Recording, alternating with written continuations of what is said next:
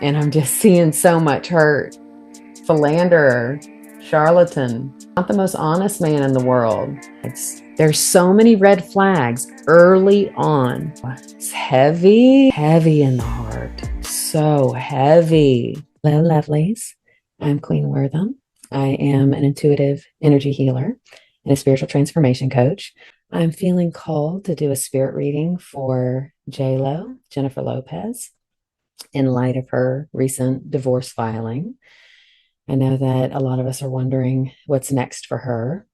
And though she may never hear this spirit reading, I have asked for permission from her angels and guides and from her as her highest self before beginning this. And I did get the permission I was looking for.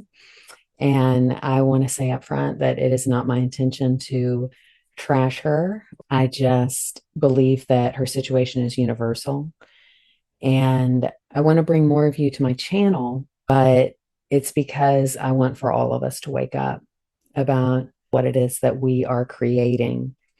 And when we see someone who seems to have it all going through a hard time, that may be very interesting and intriguing to us.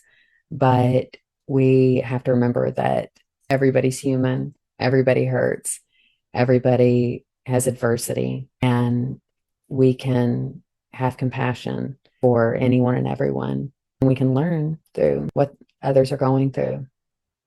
So, with that said, I'm going to tune in and see what comes. First thing I'm seeing right here in the heart chakra in the past, whole lot of heartache, a whole lot. And they're putting that feeling in my heart. And I could just burst into tears. I'm just imagining what she's going through. Divorce is never easy, but to be going through it for second time, third time, she's had lots of breakups. And, she's a good woman with a good heart. She wants for things to work. She doesn't want for these cycles to continue. And I'm just seeing so much hurt, so much hurt, so much hurt for so many years that it's hard to see this experience through anything but the lens of all of those hurts, the filters of all of those hurts. Ooh, it's heavy, heavy in the heart. So heavy. So many stories in her head, and what's coming out of her mouth is that she's strong and she's going to make it, and she is going to make it. We know that. But what's in her heart? Oh, so much pain. So much pain and a lot of guilt, a lot of just blaming herself for not being able to make yet another relationship work. But there's something new here. There's something new. There's a pattern that's always been there, but she's recognizing it for the first time.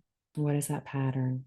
It's wanting the fairy tale so much that she's willing to cross her own boundaries to get it. She's willing to ignore too many red flags to be able to get it.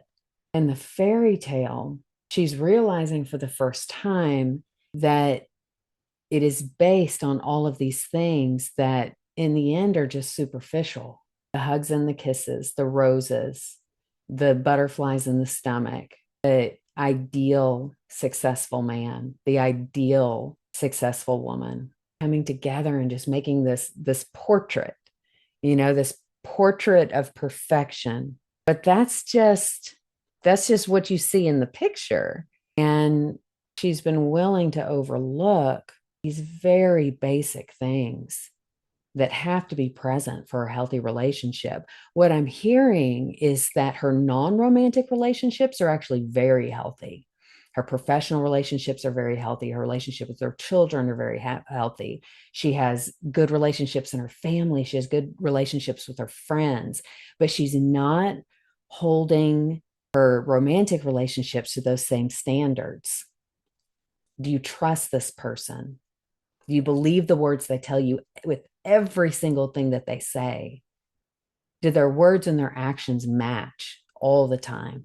Do they have self control? Do they have healthy boundaries for themselves and in their relationships with others? Because people show you really early on. A romantic relationship is so much like investing millions of dollars to go into business with someone. It is so much like that. Like you got to make sure that person's solid. You don't invest millions of dollars and risk it in the hands of someone who you don't really trust deep down in your heart. But for so many of us, those romantic relationships, it's the cocktail of hormones that they produce. That's what it is. And it's because the way they make us feel and the way that we want them to make us feel, it is just like it cuts straight to the very beginning. It cuts straight to the very beginning when our brains were just forming those very first experiences of love. So there's some root chakra stuff. I should say as a disclaimer that I am not one to follow celebrities and get deep into the lives of celebrities. So you guys are going to have to let me know, those of you who are experts on J.Lo, you're going to need to let me know how accurate I am with this because I do readings for strangers all the time and I do tend to be quite accurate. So it'll be interesting to find out how I do on this one. Root chakra issues. This is something going back to not just her parents, but her grandparents. The man is like the knight in shining armor. So she had a grandfather figure who was like a knight in shining armor, just a successful, beautiful, handsome, dashing man. But he was, I'm hearing the word charlatan. Like, what exactly that mean? Does that mean he's a cheater, philanderer, charlatan, not the most honest man in the world, but sweet and charming? So this is her mother's father. He had an effect on her mother. And then her mother passed those beliefs down to her. As far as a father, he was like perfect. As far as a grandfather, he was perfect. But a husband, he was, he brought some trouble. He, he brought some heartache. So the grandmother just felt like she didn't have a choice. She didn't have the agency to stand up for herself, to walk away from him. Never even crossed her mind. But she didn't like the role that she was forced to play in life. She didn't like where she found herself up in life because she was just with him. She was with him and she didn't have a choice to go anywhere else. And she just had to put up with him. That's what I'm hearing. And then the mother, even though she had this wonderful father figure, she grew up with a mother who demonstrated over and over again that her needs didn't matter, that she had to bow down. She had to put up with things that she didn't want to. So Jennifer's mother wanted to turn that around, wanted to raise a daughter who was so self-sufficient, never doubted her worth. But the issue with just demanding that a man treat you better than that a man be better for you than that issue was never resolved. Those patterns continue. And at first, it seems perfect. At first, it always fits the ideal. It always fits the fairy tale story in the beginning. So, how do you prevent this? How do you keep this from happening again? How do you stop the cycle? What's missing? It's a man who puts his family first. The career is there to support the family, but not at the cost of the family, ever, ever. The man has to manage his stress so that his stress does not become a burden to his family. The man has to be willing to be vulnerable with his wife and lean on his wife emotionally when necessary, rather than hiding, pretending like everything is okay to her face and then drowning his sorrows in addiction. Sometimes that addiction is alcohol or drugs. Sometimes that addiction is other women, alleviating his stress and drowning his sorrows through addiction. And for so many men, I believe it's the testosterone, they become very addictive in their behavior with women. because that testosterone makes it so pleasurable to chase a woman, so pleasurable to look at a beautiful woman, so pleasurable to conquer a woman. And that can become a very, very addictive cycle because when he's pursuing a woman, he just, he feels like he's on top of the world, but it's a fantasy. It's a fantasy playing out. He isn't pursuing her as a human with a heart. He isn't pursuing the situation as if there's a future on the other side of it that he's going to have to face. He just wants to feel better. He just wants to feel strong. It is a very immature relationship with the feminine. And so this is what her grandfather did. Apparently, what her father and stepfather did. Is that correct? She had a father and a stepfather. But with her men, didn't the father of her children cheat? Did I see that? I told you I don't follow the celebrities, but I think that was part of the story. But Ben wasn't like that. That's what I'm hearing.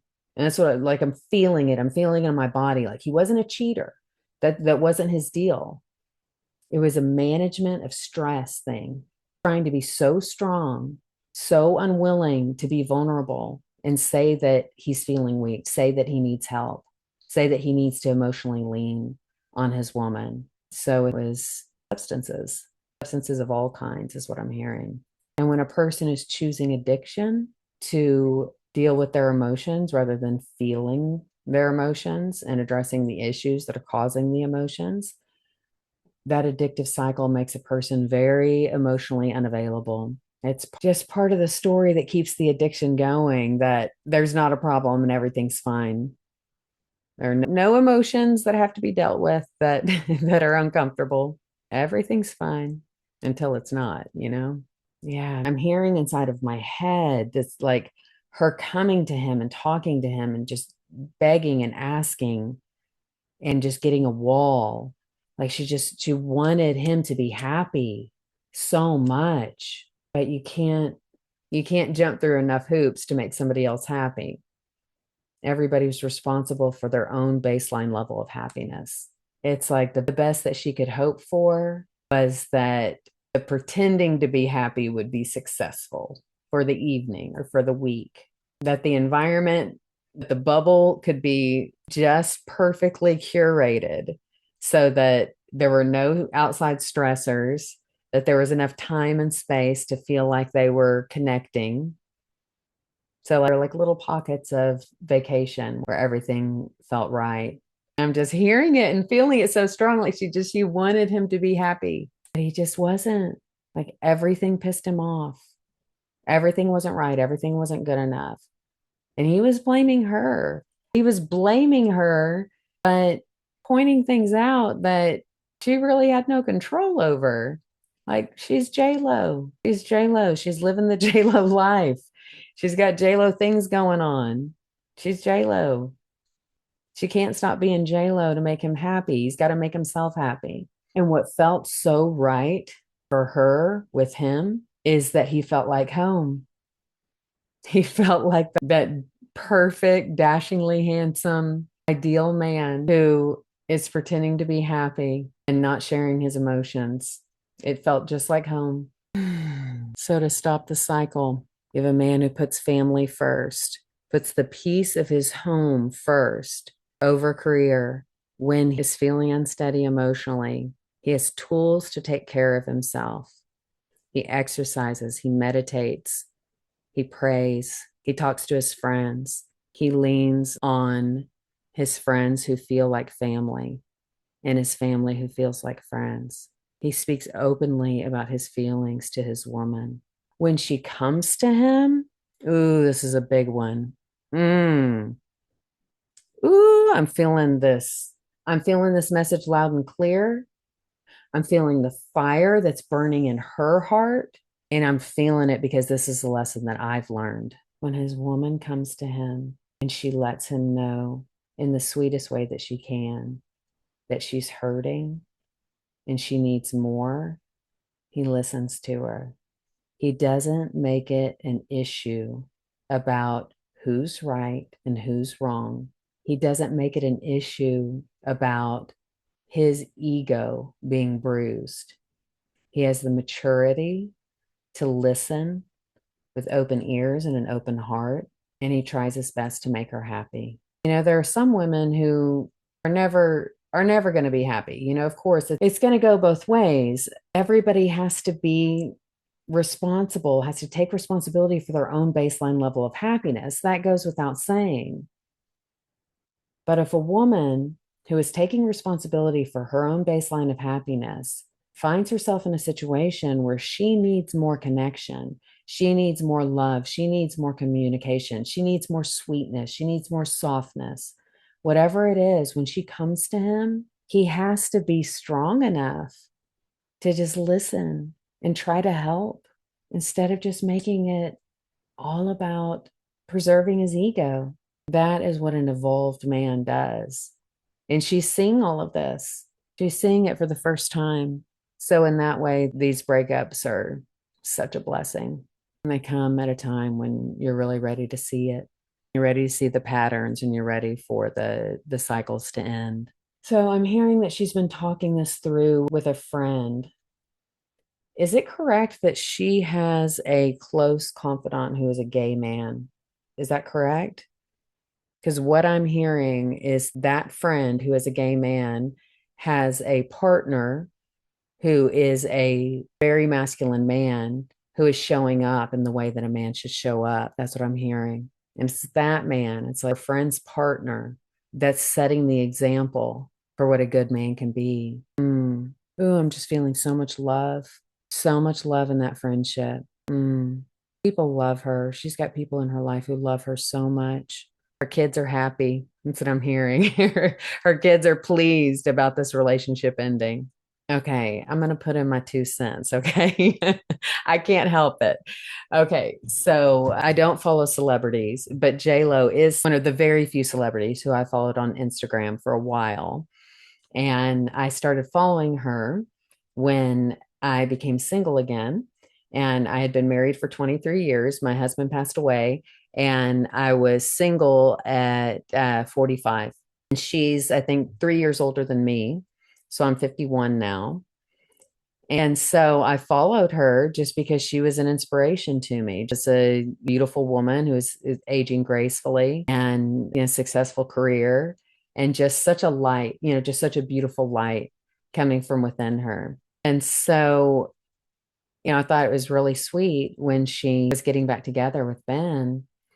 But really shortly after that, I would see paparazzi pictures of them, and he just always looked miserable. He always looked hungover, pissed off. He looked red in the face. He looked overweight. He looked like he was poisoning himself. And she just always looked beautiful. She was just always shining. So, nothing against Ben or anyone else. Everyone's in their process.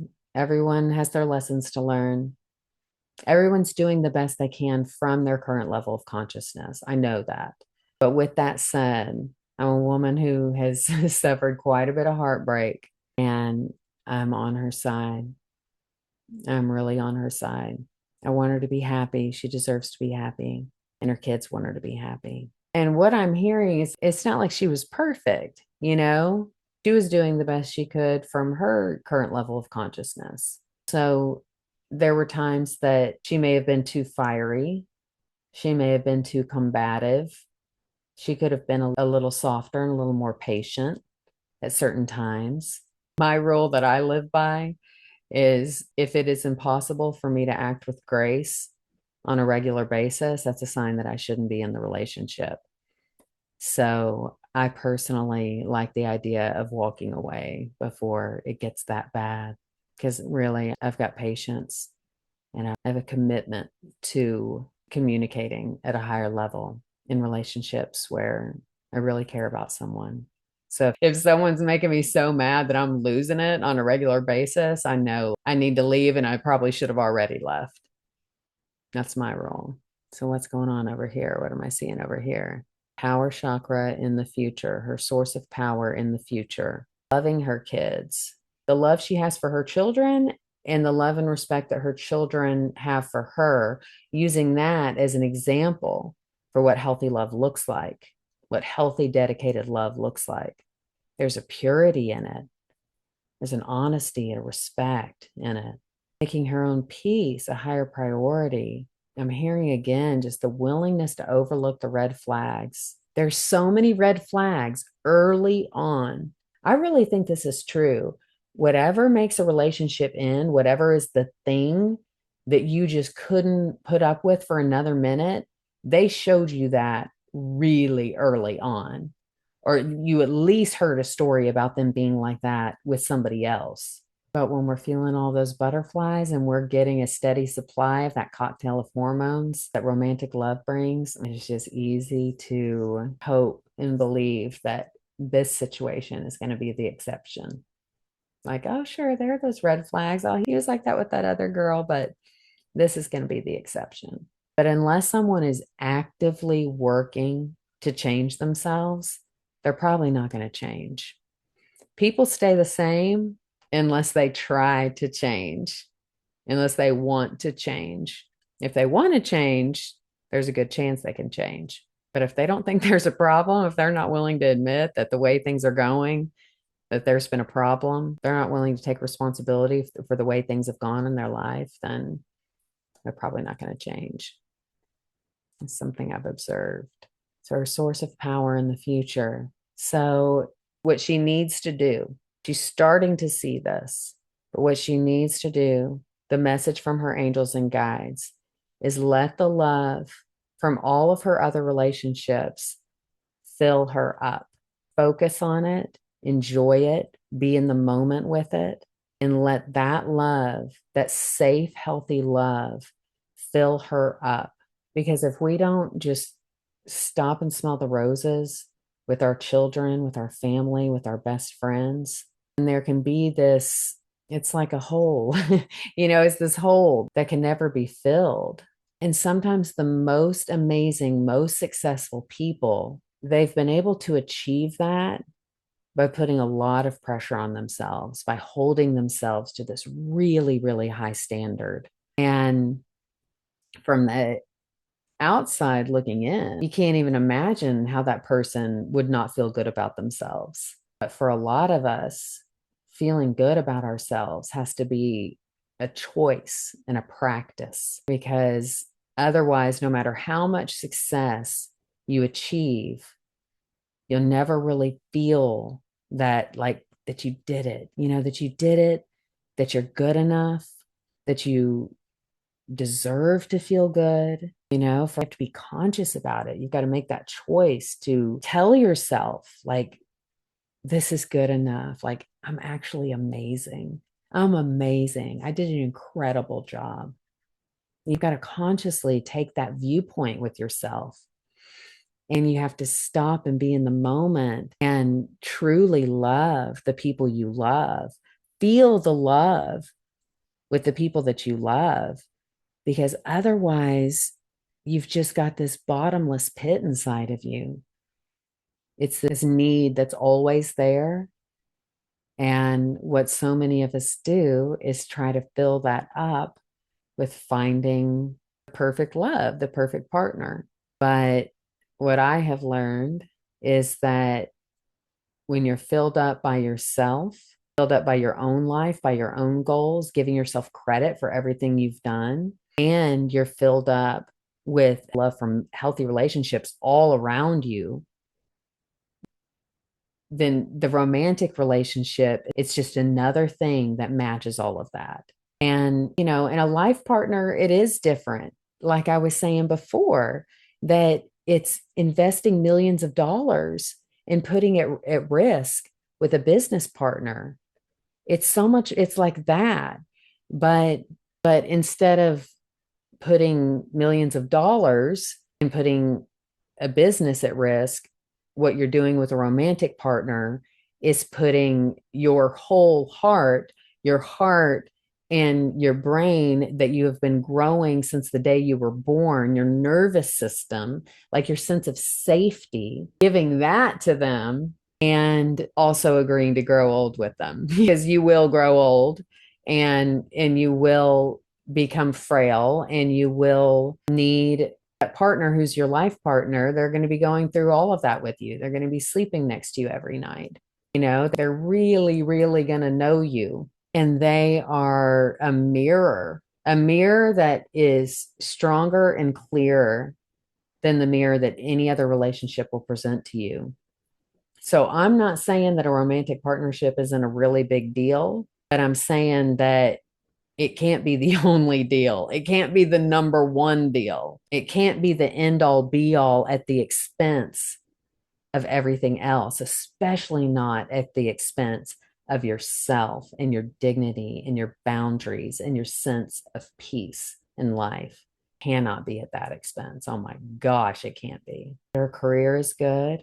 Her career is good. She's just had it good for so long that she's got to make a point to appreciate it, give herself credit for it. Just ease up a little on the pressure to be so perfect. But so many times, what our heart leads us to is exactly what we need to grow. So, when our heart leads us into a relationship and it doesn't work out, it's easy to come to the conclusion, I was wrong. But at the end of the day, if you were following your heart was leading you to the next thing, exactly the lesson you needed to learn. So yeah, sometimes those lessons hurt so bad.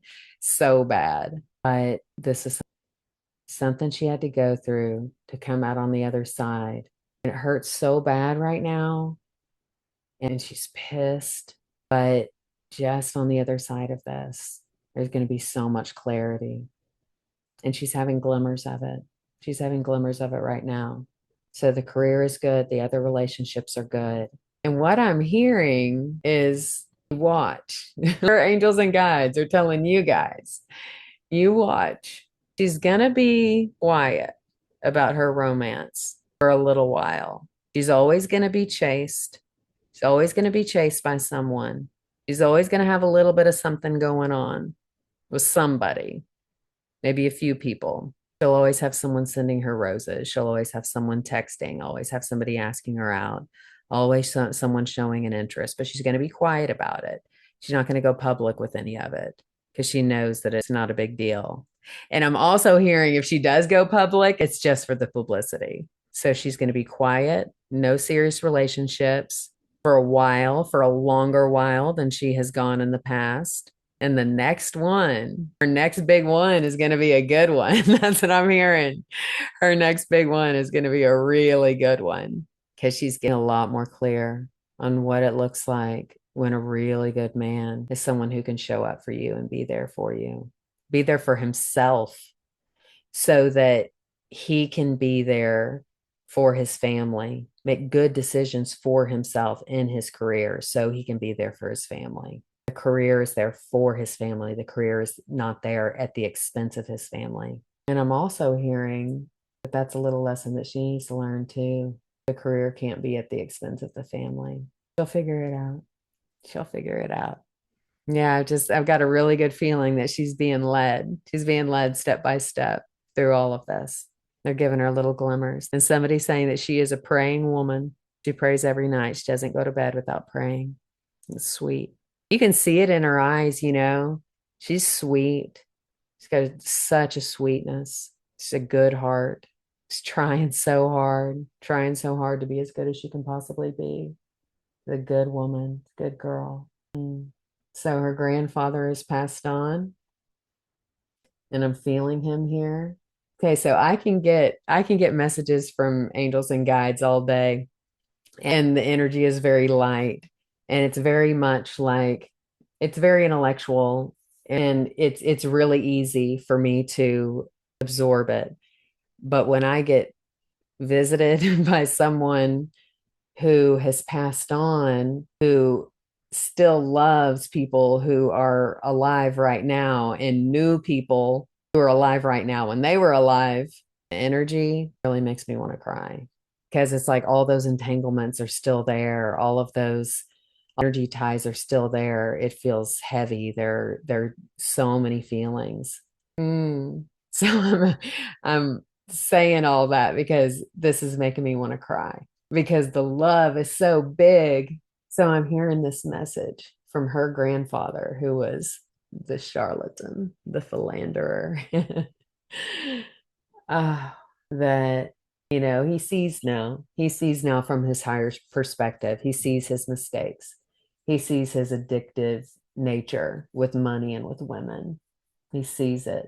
But what he's saying that's so sweet is that the way he always saw her, the way he saw Jennifer, like it was just the purest love he had ever felt. He had never felt love that was that big and that pure. Like our parents love us, but the grandparents have the blessing of not having to live with us, not having to be directly responsible for our upbringing the way that our parents are. So they don't have the stress of parenthood. And they have that bittersweet feeling of having seen their children grow up and to be able to have that gift of the love of a child again. It's just so wonderful. So their grandparents' love can be just especially pure. I'm just feeling that so strong from him. That's so sweet. So that feels like it. So you guys got to let me know what you think. Was I accurate? Did those stories match up with what you know about J.Lo? And were these messages helpful for you? Was this relatable for you? And also let me know, what other celebrities would you like for me to do spirit readings for? Thinking about doing one for Jennifer Aniston, thinking about doing one for Kate Middleton. Who else? Who else do you want to know about? This could end up being a lot of fun. So let me know in the comments. And if you are interested in having your energy field read and get messages from your angels and guides, receive wisdom from your higher self, then check in the description. I have a link to my website, and you will find that my rates are very reasonable and I have availability at this time. So feel free to reach out. My email is also in the description. So I look forward to hearing from you guys. Sending you love.